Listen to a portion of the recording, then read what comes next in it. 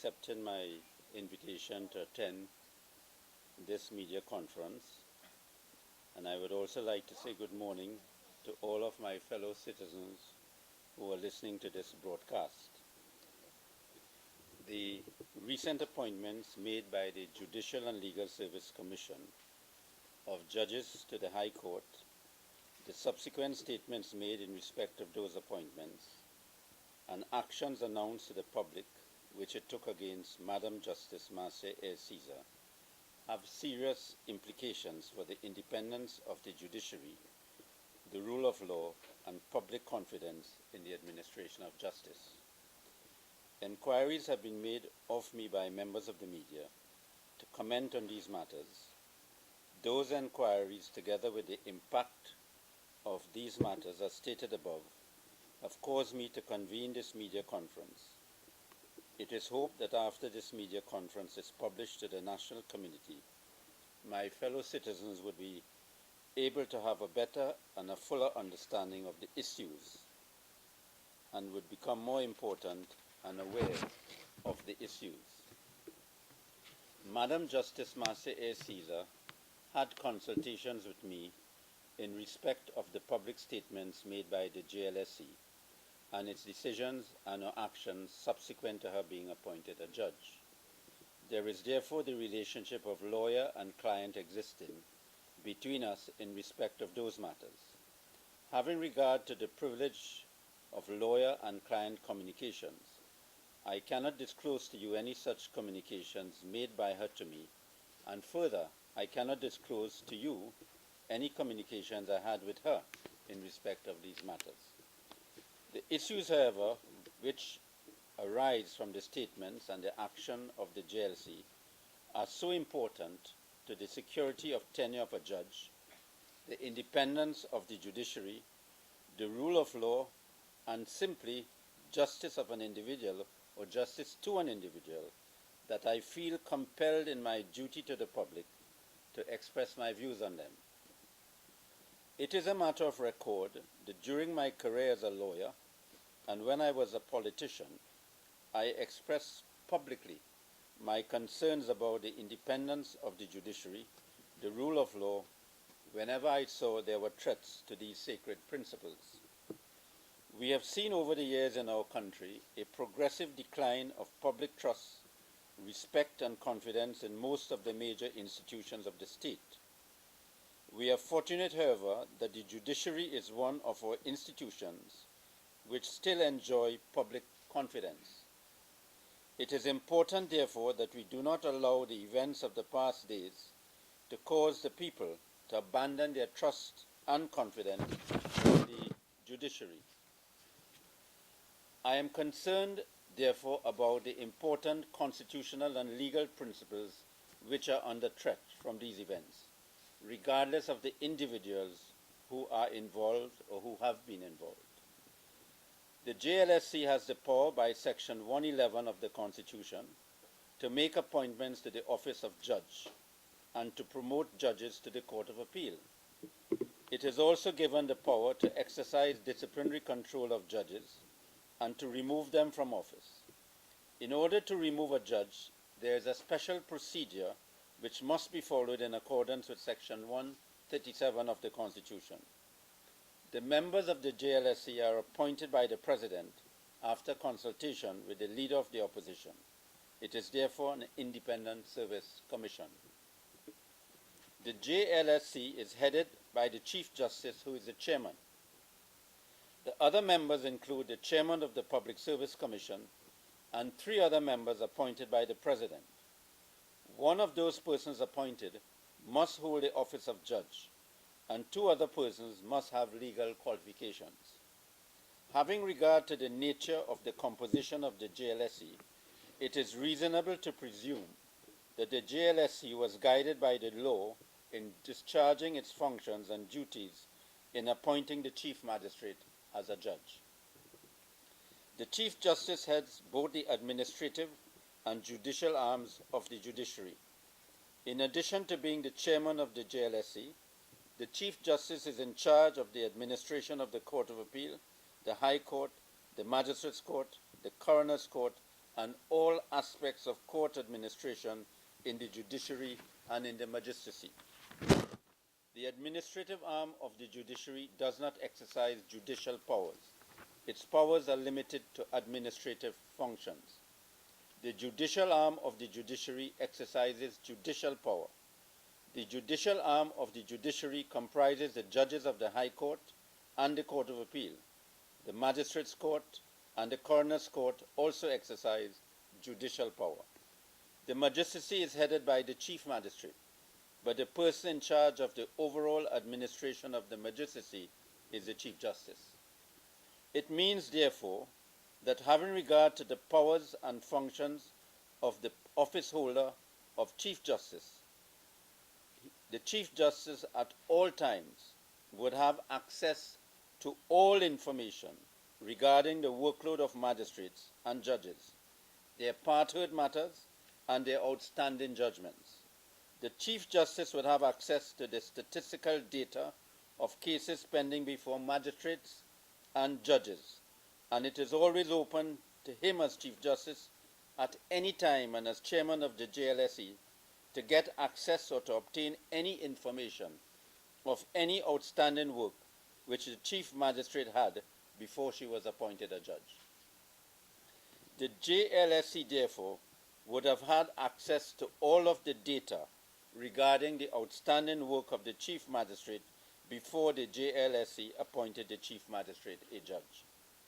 Further, it is a well-established principle of public law that the JLSC, as a public authority, has a duty in law to fully and sufficiently acquaint itself with all relevant information relating to the decision it intends to make in appointing a judge.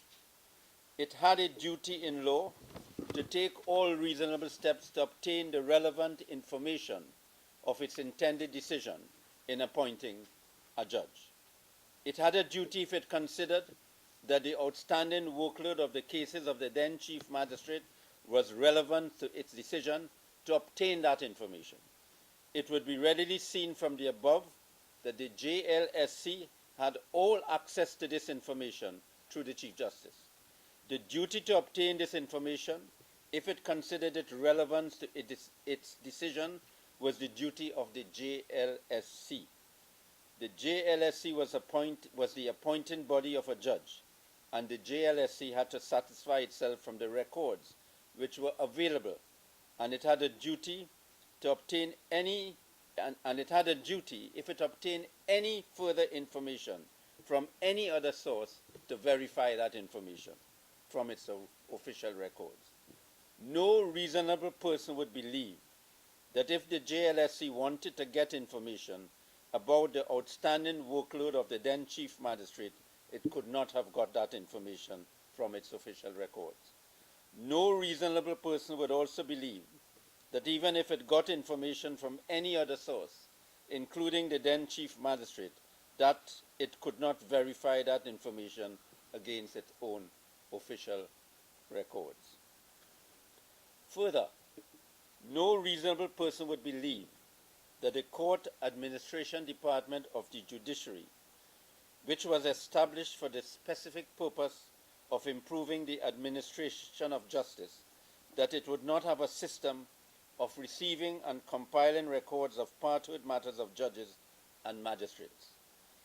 This would be important statistical data which the Chief Justice, as head of the judiciary, would have to see on a regular basis, at least monthly, since he is head of the judiciary.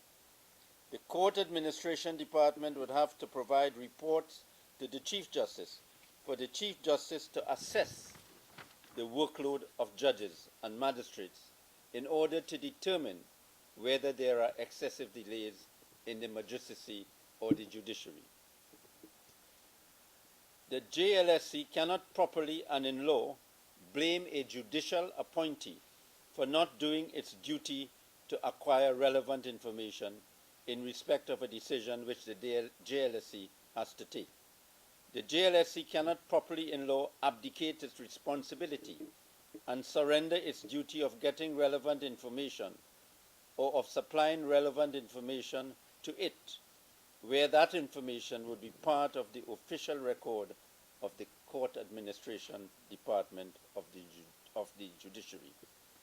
The decisions and actions of the JLSE have to be taken into account, having regard to the context in which they were made.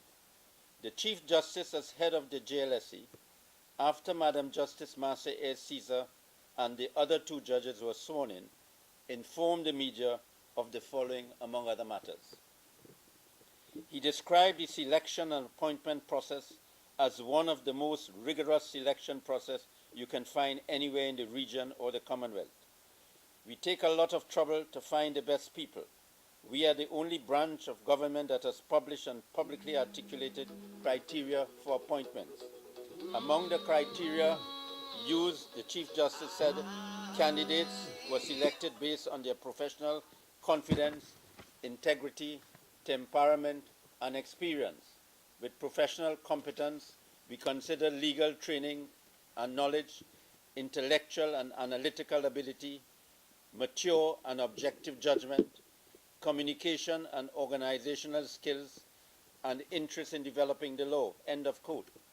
He went to say, open quotes, every candidate would have been subjected to a rigorous process. I am surprised that some of them have not changed their minds halfway to the torture we put them through. The fact that they survived and come through that process successful, I think it is testament of the caliber of the person that we have among the bench today, end of quote. He stated that he was pleased that all the three new judges had decades of previous judicial experience. A. Caesar and Quinlan Williams, who were magistrates, and Ramcharan, who had served as an assistant registrar of the High Court in the past. He said that is particularly significant development because the JLSE has heard over the years criticism from magistrates who felt that they had been overlooked for consideration for appointment to what have been termed the higher judiciary, an expression that I don't like because we are all judicial officers, end of quote. Any reasonable person listening to these comments and taking into consideration the position which the Chief Justice took in the appointment of these judges would come to the conclusion that the JLSC had made all the necessary inquiries relevant to its decision for the appointment of Madam Justice Marcia A. Caesar and the appointment of the other justice. And the JLSC, including the Chief Justice, was extremely proud of the decision it made in appointing the three judges.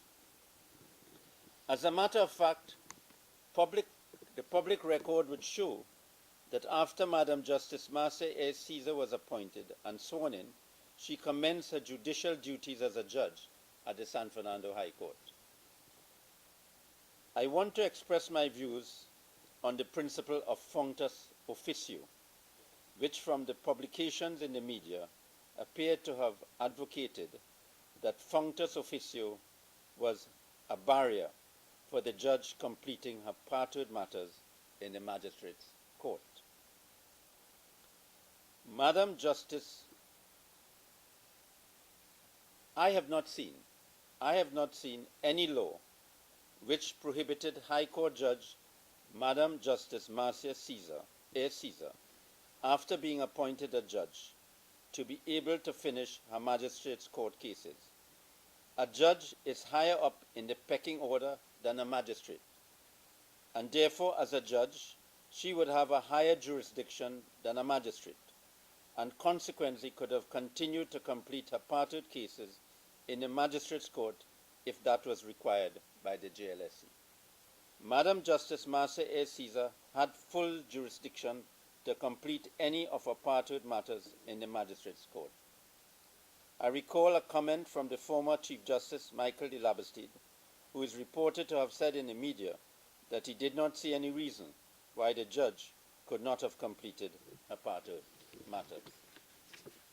So we have the situation where Judge Marcia Caesar was appointed a judge. We have to presume that she was lawfully appointed by the Judicial and Legal Service Commission a panel which consists a Chief Justice and former judges of the High Court and Court of Appeal.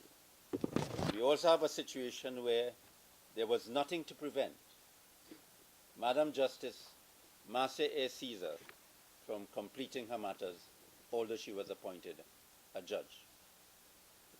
This is clear, for example, and that is this point on functus officio. This is clear, for example, suppose there is a very complicated fraud case in Trinidad and Tobago, which must be dealt with by a magistrate, but there was no suitable magistrate to do it. Why a High Court judge cannot be appointed to do it sitting as a magistrate? He or she would have the jurisdiction to do it because the jurisdiction of a judge is greater than the jurisdiction of a magistrate. A question which has to be asked, therefore, is if the effect of what the JLSE did was to purportedly revoke the appointment of the judge, why did the JLSE decide to do that? And if it purportedly dismissed the judge, why it had to do that?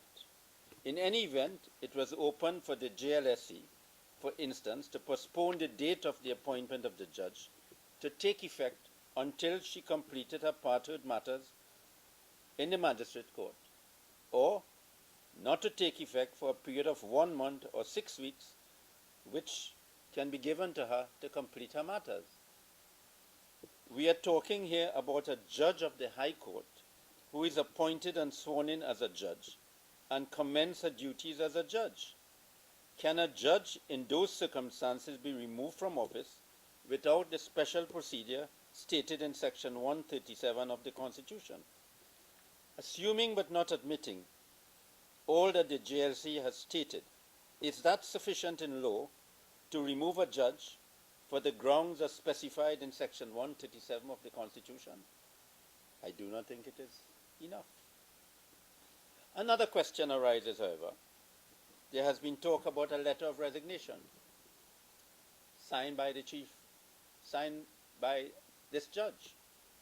Well, the question is asked, and I ask it aloud, whether a letter of resignation of the judge prepared by officials at the Hall of Justice for her signature and signed at the Hall of Justice by the judge in these circumstances could have any legal effect. Could such a letter of resignation in the circumstances be conclusive in law? Could the JLSC, by virtue of this letter, have purportedly removed the judge?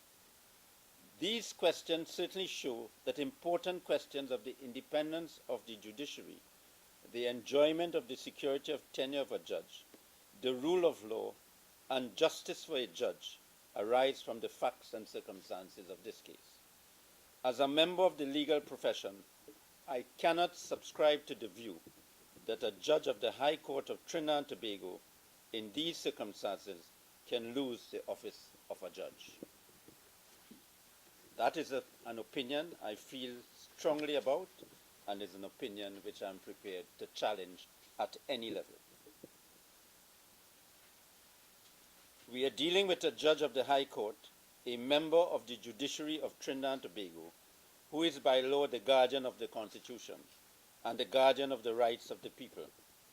A judge who has been appointed by the President on the recommendation of the JLSE to do justice to all.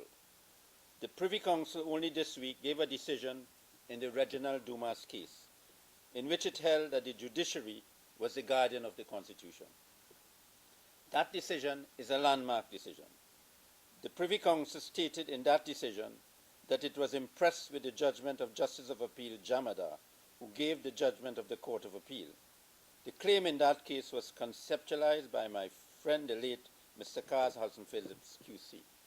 And I want to tell the population about this case in order for the population to understand the important role of a judge. And therefore, when a judge is appointed, the judge has security of tenure. And therefore, if a judge is to do justice to all people, it is imperative that the state, through the Judicial and Legal Service Commission and the Office of the President, show to the population that it is giving justice to this judge. The judgment of the Privy Council shows that both the Court of Appeal and the Privy Council decided that judges were the guardians of the Constitution, and that any public-spirited individual can approach the court for it to interpret the Constitution in order for the court to decide whether a public official was violating the Constitution. Mr. Reginald Dumas, a public-spirited individual, sought an interpretation by the court to determine whether His Excellency the President contravened the provisions of the Constitution in making appointments of two persons to the Police Service Commission who did not meet the appointing criteria as specified in the Constitution. The last government and the present government tried to get the court to decide that the court did not have any jurisdiction and that Mr. Dumas did not have a right of access to the court to get the court to determine the legality of the action of the President. Both governments, the last and the present, contended that Mr. Dumas had no what is called locus standi to approach the court, and the court had no jurisdiction to give him relief. The last government made those submissions to the High Court and to the Court of Appeal, and the present government endorsed those submissions and made them at the Privy Council. In the High Court, together with attorneys at law Elaine Green and Margaret Clark of Mr. Hudson Phillips Chambers, I argued that the government submissions were erroneous and misconceived. The government, however, won the matter in the High Court. We appealed the matter to the Court of Appeal, and we argued in the Court of Appeal that the decision of the High Court was erroneous in law and that the court was the guardian of the Constitution. And if the court was the guardian of the Constitution, members of the public must have a right of access to the court as public-spirited individuals for the court to determine whether a public official was violating the Constitution, even though the public-spirited individual personal rights were not being violated. We submitted, therefore, that public interest litigation in constitutional law existed because the court was the guardian of the Constitution. The Court of Appeal reversed the judgment of the High Court. The government, however, appealed against the Court of Appeal decision to the Privy Council, and this government fought hard in the Privy Council to get the Privy Council to have the Court of Appeal decision reversed. Well, I could not go to London to appear in the Privy Council at the time, but attorney at law Elaine Green went, and I arranged for the well-known Queen's Counsel, Mr. Peter Knox, and his junior, Mr. Robert Strang, to appear also, and they were successful in persuading the Privy Council that the Court of Appeal judgment was correct. It is now a decision of the highest court that a judge sitting as a judge sitting in the Supreme Court is the guardian of the Constitution. By that rule, the judge is the guardian of the human and fundamental rights of the people and all of the constitutional rights given by the Constitution. Madam Justice Marcia Ayres Caesar is such a judge. It is important to note that it is common in this jurisdiction for judges and magistrates to have parted matters over a period of time. And over a period of time, judges would have outstanding matters not completed, and judges and magistrates over a period of time would have judgments outstanding. The statement made by the JLSC at the end of its press release concerning the then Chief Magistrate decision on the 22nd of March 2017, that was before she became a judge, when she dismissed several cases, was not relevant to the issues. Further, this occurred while she was sitting as a magistrate, and it is not unusual, over the years I have seen in the magistrate court, for magistrates to dismiss several matters for want of prosecution or an abuse of process. In any event, the JLSC did not conduct any investigation into these cases, and it was not in a position to make a proper assessment. It would have been known by the JLSC that adding these comments in its press release, the JLSC was likely to have prejudiced the minds of the public against Madam Justice Marcia is Caesar. I have given careful thought to this matter and the circumstances which have arisen.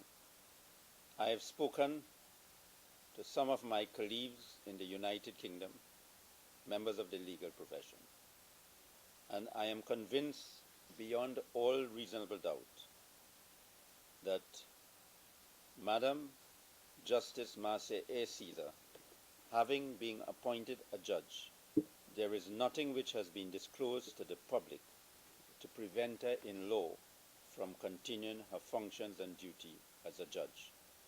As a judge, she can complete her parted matters in the magistrate's court. I want to say, however, it is my hope that in the interest of the legal profession and in the public interest, that the JLSC would reconsider its actions and or decisions in this matter, and that good sense would prevail in making the right decision. Having discussed with you the matters surrounding the appointment of Madam Justice Marcia A. Caesar and matters which have affected her, adversely affected her, I think, however, that the events which have arisen have given the public an opportunity to put pressure upon the Judicial and Legal Service Commission to reform the selection and appointment process for the appointment of a judge and the promotion of a judge to the Court of Appeal. And therefore, I have decided to express my views on some of on these matters. There is an urgent need for the JLSC to be made accountable to the people for its functions and duties which it exercises. The statement published this week in the media by the JLSC show that in the selection and appointment process of a judge, the JLSC does not give an opportunity to members of the public to comment upon the proposed appointment and for members of the public to be given an opportunity to make representations to it in respect of any proposed appointment. It would be seen from the records that since the JLSC is appointing judges to be the guardians of the Constitution and the rights of the people, it must be fair and, in my view, imperative for the JLSC to have a consultative approach in making decisions to appoint judges with the population. The JLSC, therefore, ought to announce to the public in the future that it would give a right to members of the public to have a say as part of its selection and appointment process of a judge and in the promotion of a judge to the Court of Appeal. The members of the public ought to know the names and particulars of the proposed appointees, and for the public to be given an opportunity to make written representations to the JLSC in respect of any proposed appointment. The JLSC ought also to prepare a report on the written representations made to it by the public in respect of any appointment, and show in that report that it generally considered the representation made by the members of the public to the proposed appointment. This consultative approach would build public confidence in the appointment and promotion processes of judges and in the administration of justice. It can only be considered fair for citizens to have a say about the skills, attributes, and qualities, both personal and professional, of persons who are being put forward to be judges. This right of the public to have a say in this process would not in any way take away or undermine the power of the JLSC to make appointments which it considers necessary. In respect of the promotion of judges to the Court of Appeal, I think there should also be a change and there should be reform. It is only fair that if a junior judge is being promoted to the Court of Appeal over a senior judge, the senior judge should know the reasons why he or she was denied promotion, and the legal profession and the public would also be entitled to know the reason. The absence of reasons for such action or such promotion, in order for the legal profession and the public to make an assessment, can generate lack of confidence in the administration of justice. I wish to make it clear, I am not criticizing any particular judge who has been promoted, but I think that the process for the promotion of judges ought to be such a process that members of the public would have confidence in it. And it must be fair. And I do not think it is fair to a senior judge who is being bypassed for promotion at that highest level not to be given an opportunity to know the reason why he or she is being bypassed. And I think it's not only a matter for the judge, it is a matter for the public, because the administration of justice has an impact on the lives of the public every day.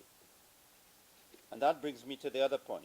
In order to show the interest which members of the public have in the appointment of judges and the promotion of judges to the Court of Appeal, we can examine briefly what judges do and therefore how they affect the daily lives of people.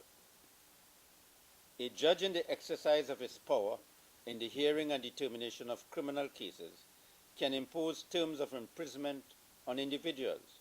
They can even pass the death sentence if the person is convicted of murder, can even give a person life imprisonment or shorter periods of imprisonment.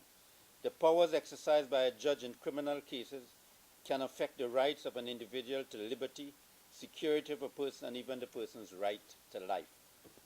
A judge in a civil case in the High Court determines, among other things, the contractual rights of individuals, land disputes, family law matters, commercial disputes, whether individuals committed torts of negligence and nuisance, or whether these torts have been committed against other individuals, whether public authorities have violated the principles of public law under the Judicial Review Act, whether the state has violated the constitutional rights of individuals, such as the right to liberty, the right to the enjoyment of property, freedom of the press, right to equality of treatment, freedom of association, and many other constitutional rights and many other types of civil cases. A judge, therefore, in the exercise of his or her civil law jurisdiction, also has the power to make orders which can adversely affect the fundamental rights of individuals. Another aspect of the jurisdiction of a judge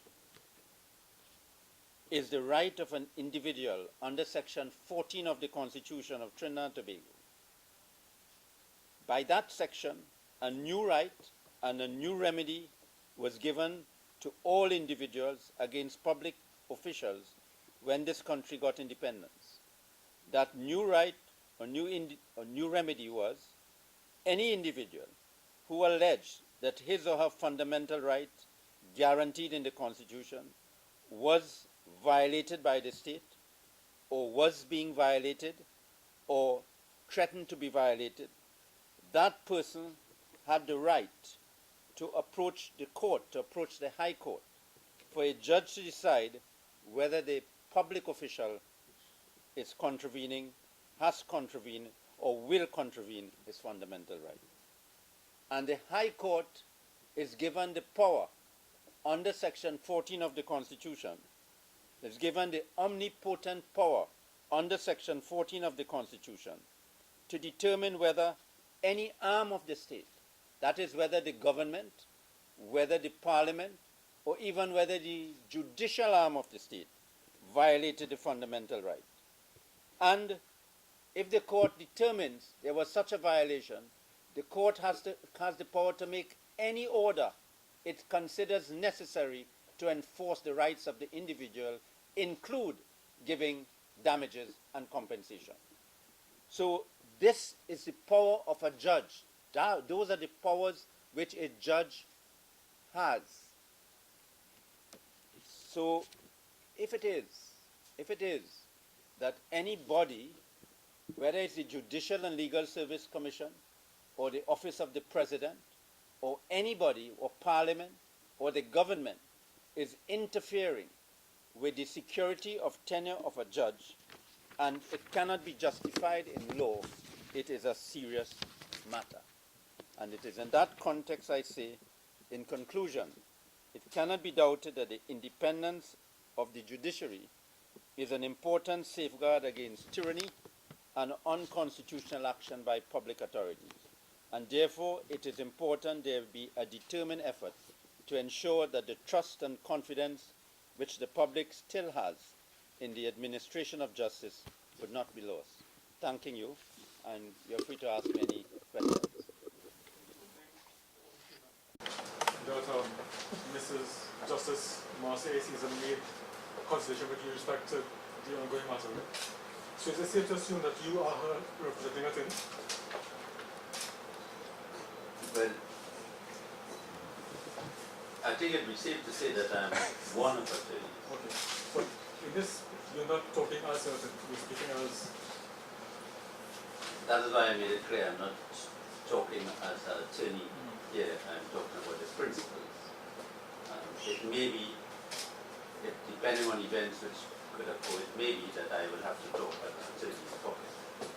But today I'm talking on the principles of the independence of the judiciary, as I have done in the past. If it has happened to anyone, I'm talking in that capacity. You also mentioned that she would have signed a well, I saw on the newspapers was report that remember there was a headline that a letter of resignation was signed, and there was some story of the circumstances it was signed, and based on the knowledge of what I have of some of the circumstances, I am of the view that serious questions arise as to whether that letter of resignation can be effective in law. So in other words, the GLSE can still have her appointed as a judge to assist matters? I made a public statement here today that I want the GLSE to reconsider these matters. As far as I'm concerned, she's still a judge. As far as I kept on referring to Justice Marcia Caesar, as far as I'm concerned, Justice Marcia Caesar is a judge of the High Court. So they shouldn't she resign? As far as I'm concerned, any such letter of resignation doesn't have any legal effect in this circumstance. No, given that, And the statement, my statement to some extent, say why. now, given that the GLSE says that there is a very rush process for appointing no promotion, and we've seen numerous press releases, this failed to summarize that she's being made a scapegoat in this level here because of what the laws administration has to power. I will put it this way. I think that the GLSE had a duty, as you will notice from my statement, in making all inquiries before it made an appointment. It always had the power to get whatever information that was given. Having made that appointment, the GLSE cannot use any other power to remove that judge. And if there has to be a letter of resignation, it has to be a letter of resignation given in circumstances in which can withstand scrutiny by any reasonable court. In other words, if you are a media employee and your boss calls you and there is a letter of resignation, they are prepared, and the circumstances are such where you could not make a proper decision. Although you sign that letter of resignation, the principles of law would not necessarily say that that letter of resignation is conclusive.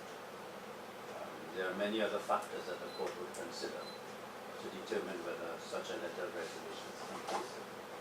And you would have seen that in many cases in Trinidad and Tobago that you would have had people signing deeds, signing contracts, and depending on the circumstances, whether there was undue influence, duress, unfair circumstances, the court has the power to strike the letter down as having no legal effect, as being null and void and unlawful. And I can just tell you, as someone who has been a lawyer for almost 50 years, served as Attorney General, I've been involved in a lot of these cases, I do not see any legal barrier put forward by the Judicial and Legal Service Commission to prevent Madam Justice Marcia A. Caesar from functioning as a judge. But in simpler terms, given that, only the NSC is saying that, is that she did not say to them how many cases she had, and they for themselves apparently didn't check. Is it that they're just passing blame on her? But that cannot be a reason. Assuming but not admitting, I'm not saying that. Assuming but not admitting, they are correct with that. That cannot be a basis for removing a judge. The duty is on the JLSC, right? And I am confident that ultimately, if this matter, I have just had a few consultations with the judge, but I am confident that if this matter is further gone into, that this issue of not having outstanding judgments will not be an important issue. Because I was the Attorney General when the Court Administration Department was established. The purpose of the Court Administration Department, one of the major purposes was the Chief Justice to be able to get information about party matters and all these matters. And taxpayers, millions of taxpayers' money are spent in having a Court Administration Department.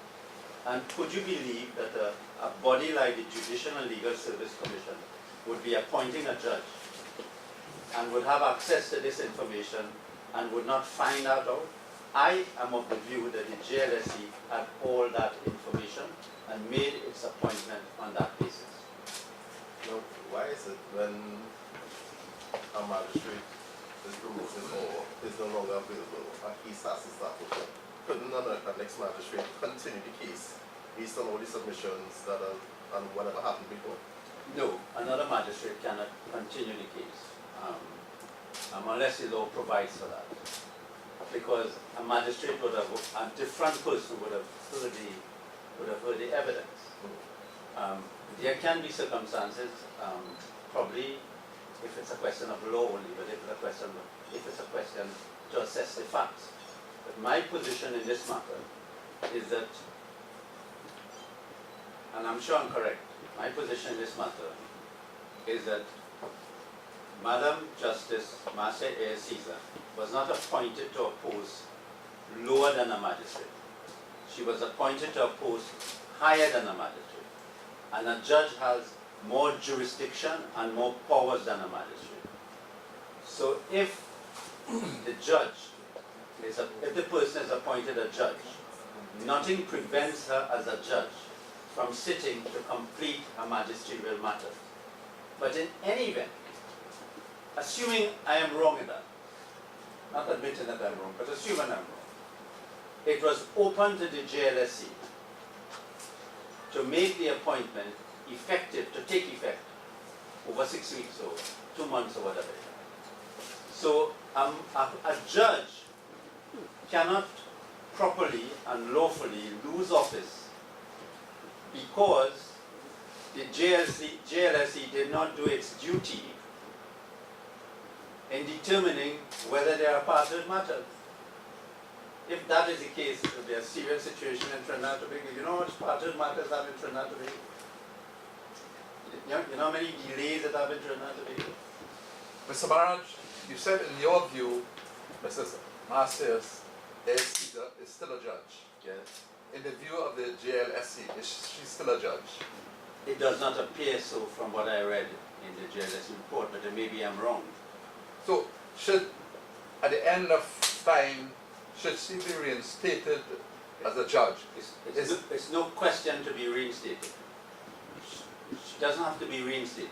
She has to continue her function as a judge. No, but should the JLSC say that she no longer is a judge? The JLSC has no power to say she's no longer a judge. The judge can only be removed from office if there is a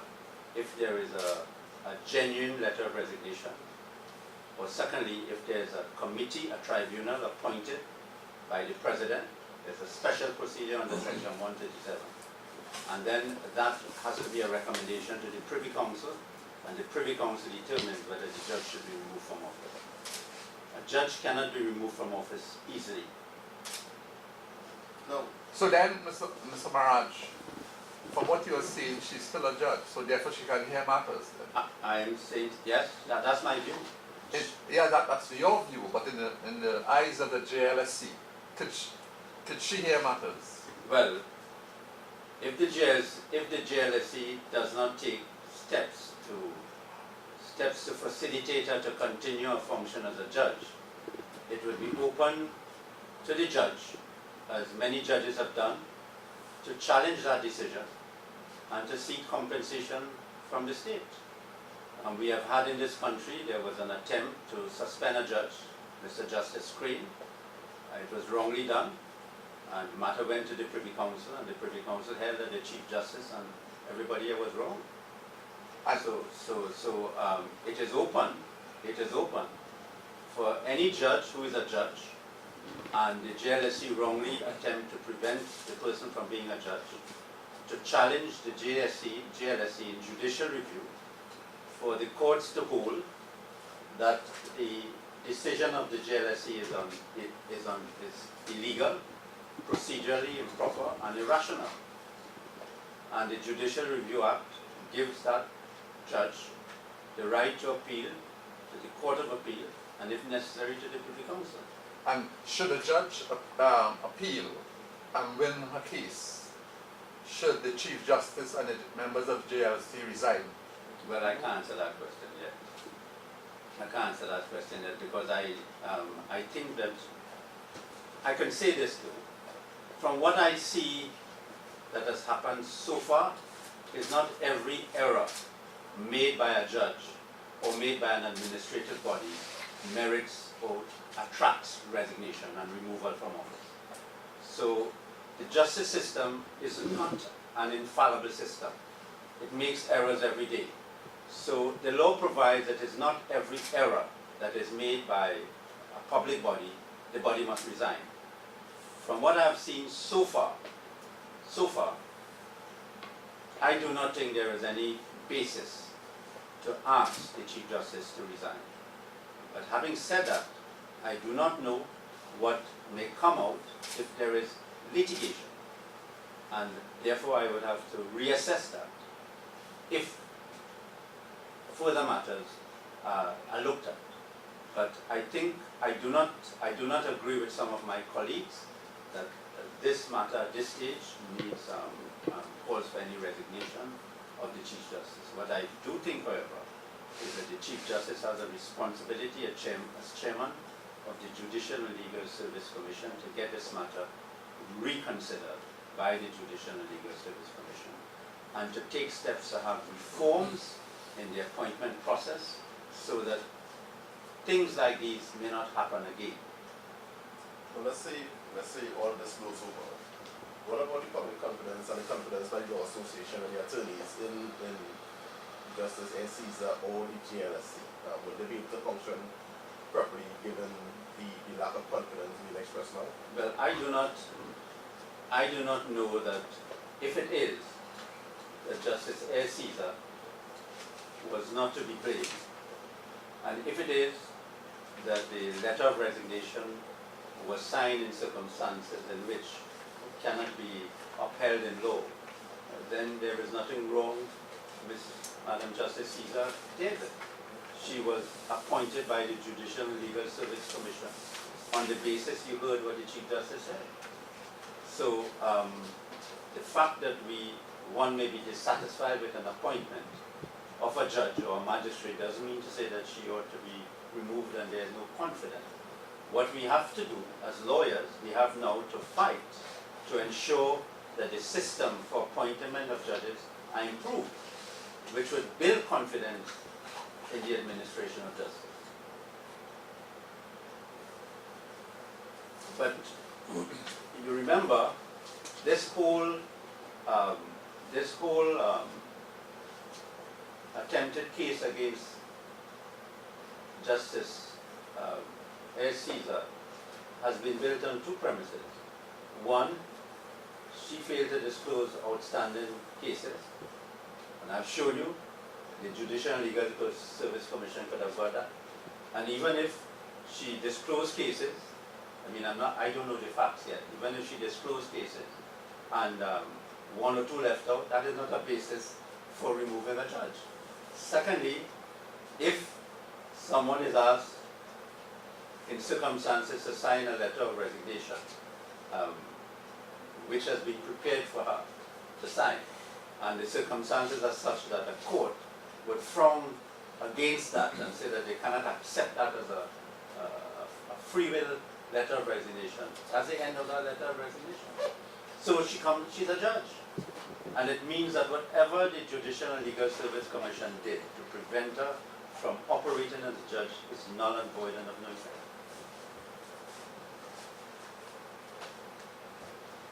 And bearing in mind that the Constitution, I think I better explain this to you. Bearing in mind that the Constitution decided to place a judge of the High Court in a special category to be removed.